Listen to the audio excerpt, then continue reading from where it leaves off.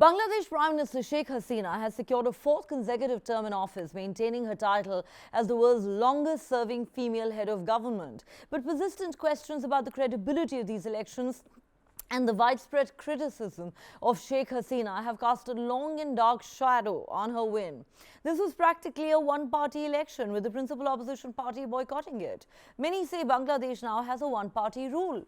A scenario that raises huge concerns, not just about it not being a free and fair election, but also about the state of democracy itself in that country.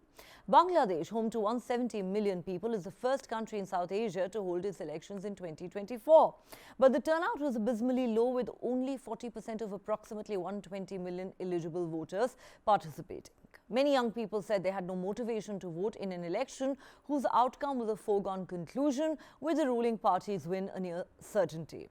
Bangladesh has seen political unrest and widespread violence leading up to Sunday's general election. Polling booths were set ablaze on the eve of the vote, with 4 people, including 2 children, killed in a train fire. In fact, throughout 2023, there were multiple instances of political violence, rallies resulting in either riot-like situations or a brutal crackdown on opposition protests by the Sheikh Hasina government and the police. Thousands of opposition leaders and BNP party workers were either thrown into jail, placed under house arrest, or forced to go underground. The country has also been beset by huge economic challenges, requiring a nearly $5 billion bailout package from the International Monetary Fund last year. Sheikh Hasina has been in power since 2009. This win marks a 5th overall victory for her Awami League-led alliance. She said today, "Our country is a sovereign and independent country. Maybe we're small, but we have a big population. We've established people's democratic rights and also the right to a better life. That's our main aim. I want to make sure that democracy should continue in this country," adding that without democracy, you cannot make any development. Now, that is a claim many would question given the circumstances under which these elections have been held. The main opposition, Bangladesh Nationalist Party, boycotted the elections after Hasina rejected repeated calls to resign and let a neutral caretaker government run the election. Human rights organizations have warned that Hasina and her government are headed towards a one-party system, as critics expressed concerns over increased reports of political violence and voter intimidation. Economic concerns also loom over the country. Last month, Bangladesh was told by the IMF to tighten its monetary policy and have greater exchange rate flexibility to help contain high inflation. Well, you know, India is a great friend of Bangladesh. 1971, they supported us, and also 75, they gave shelter to us, me and my sister and myself, and also other family members. So India, we consider our next door neighbor, and we have many problems, but we solve it through bilaterally. So I really appreciate that with neighbor, we have wonderful relationship. And as you know that I have a good relationship with every country. That is our motto, that friendship to all, malice towards none. So we are following that. And my next 5 years, I already told you that the economic progress, ensure people a better life. That is my main aim. And all the works we have started, I want to fulfill that, so that my people get a prosperous life. That is my main aim. Already I have declared our election manifesto. So every time when we declare our election manifesto, every year when we prepare our budget, we follow our election manifesto. How much we promise to people and how much we could have done and how much we have to do. So, and that way, every year when we prepare our budget, we always go through our election manifesto and we try to fulfill. Besides that, if any other issue comes, we always work to solve that and develop. So development of our people and country, that is my main aim. I try to work for my people.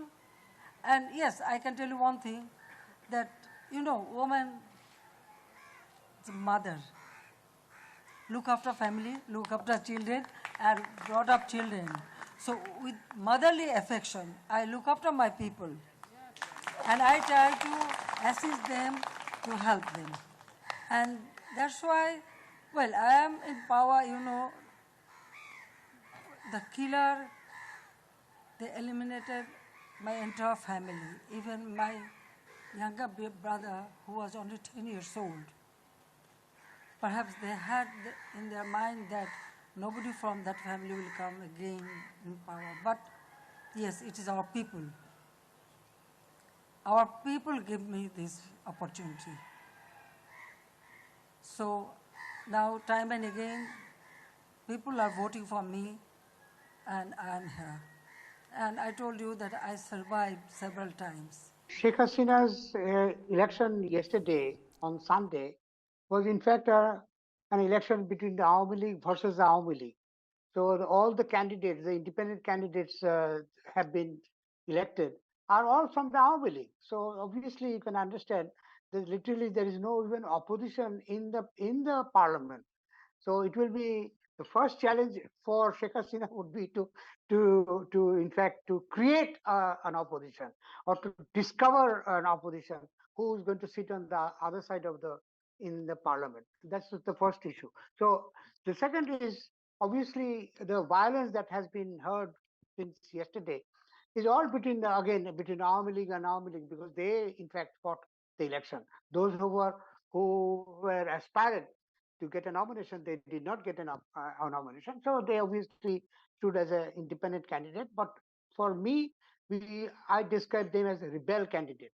So most of the rebel candidates have won the election. So that is again a question that has been raised in the Awami League inner circle, that why have they been nominated in the Awami League ticket to contest when the people in that region has not accepted them. All right. So, what should we make of these elections and their outcome, and what does it really mean for the people of Bangladesh? Let's understand this with our guest. Joining me on the show tonight, Veena Sikri, former Indian High Commissioner to Bangladesh, Dr. Imtiaz Ahmed, Professor of International Relations at the University of Dhaka. We're also hoping to be joined in a moment by Dr. Abdul Moin Khan, former Minister for Information and Broadcasting in the government of Bangladesh. He's also a member of the principal opposition party, the BNP, which boycotted this election. All right, let me start with Dr. Imtiaz Ahmed. Dr. Imtiaz Ahmed, how do the people of Bangladesh feel about the circumstances? I can't hear you. All right, sir. We will try and fix that link. I'll see if I can hear you. You can. All right, you. sir. So in that case, I'll repeat my question. My question is simply this: what do the people of Bangladesh feel about the circumstances under which these elections have been held? Sheikh Hasina may have won a landslide victory and a fourth consecutive term in office, but you had a one-party election. There was practically nobody else in the fray.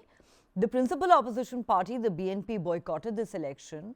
It's being said widely that this was anything but a free and fair election. It has lowered significantly the credibility of the electoral process in Bangladesh, and many are now saying that democracy itself is under threat, even as Sheikh Hasina in her victory speech talks about the importance of democracy, which sounds quite ironical given how these elections have been held. How do the people of Bangladesh feel? Thank you very much. No, I will, humbly, I'll differ with the assessment that you have made. I think a couple of things. One is elections are held not between political parties. Elections are always held to get the mandate from the people.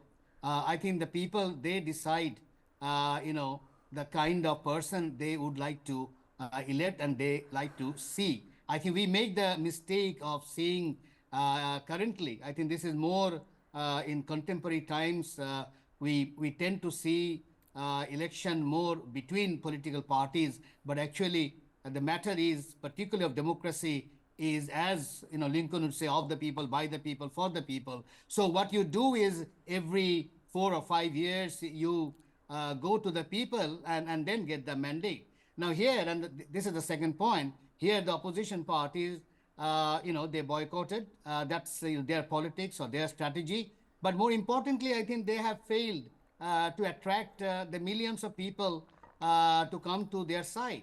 You see, the point in Bangladesh, I have always maintained that we did not really have political stability over the years, even right after independence. But for the first time since 2009, we had regime stability. Now, the regime stability, we need to see whether it can contribute to political stability, but we never had in serious way, the political stability that one talks about. Now, there are other countries in the world which really also, do not have political stability, but they have regime stability. So I guess, the point is opposition not coming to the election does not in any way, I can argue, does not jeopardize the meaning of democracy because, as I said, it's always with the people and not with the political party. And the last point that I want to flag here is that our meaning of democracy needs to be revisited and needs to be seen properly. Way back in, I think, in 2006 and 7, we did a big survey throughout South Asia with CSDS of New Delhi. Professor Ashish Nandi was involved in that project. I was the team leader from Bangladesh. We surveyed 5 countries of South Asia, and we found that overwhelming people throughout South Asia said, when the question was asked, what is democracy? Overall, in a big margin, they said food, clothing, and shelter, the basic necessities. In Bangladesh, it was even higher than the South Asian average.